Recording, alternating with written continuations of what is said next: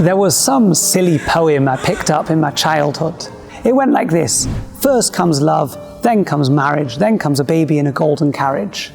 Nowadays, they say this line reflects the traditional view on marriage, in which marriage precedes having a family. Sadly, even that's no longer the case. But in fact, the Torah tells us that this entire line is wrong. This week's Sedra has quite a fair amount to say about marriage. Avram sends Eliezer, his servant, to go and locate a wife for Rivka. And when he comes back, there's a pasuk that the Torah tells us that's so beautiful, but not just in the words. It's beautiful because it's so explicit, because it's so mafurish in the message it teaches us. The pasuk says, and Yitzchak brought Rivka, his soon-to-be wife, into the tent of his mother Sara, who no longer lived. Vatihilo leisha, and she became his wife. Vayeh hoveha, and after that, he loved her. Not as we said before, first comes love, then comes marriage. But first came marriage, and then came love. How could Yitzchak know that he would love Rivka if he didn't yet love her? The answer is, Rivka had the qualities necessary to build a beautiful home together full of love.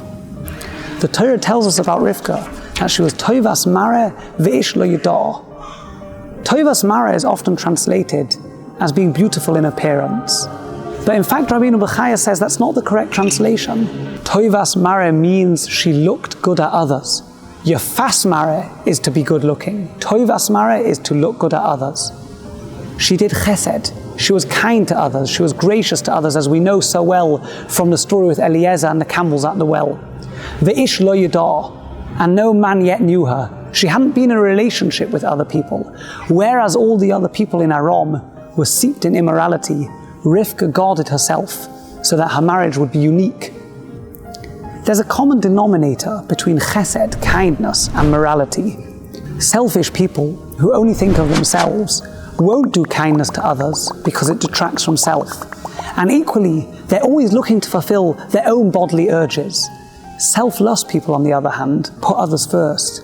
And when they put others first, they recognize that their bodies aren't so important. A selfish person enters a marriage to take.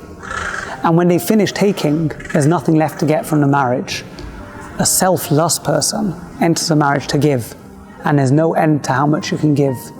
Yitzchak knew his marriage would be full of love because his wife was a person who only wanted to give.